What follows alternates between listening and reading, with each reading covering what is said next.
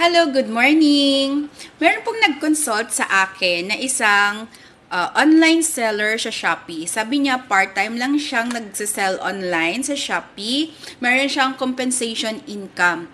So sabi niya yung kanyang gross sales estimated niya from January 1 to December 31 ay mababa lang.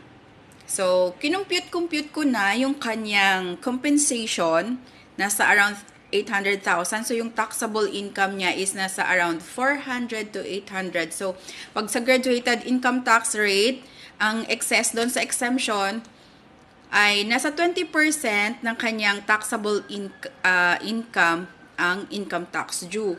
So, na-recommend ko sa kanya na pag kinumpare natin based sa kanyang gross sales, mas mababa yung babayaran niyang income tax kapag siya ay nag-avail ng 8% income tax rate.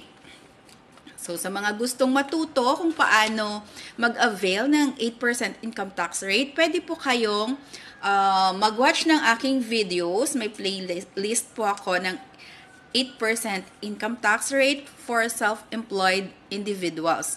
Pwede siya sa mga self-employed individuals at saka sa mga mixed income earners. So,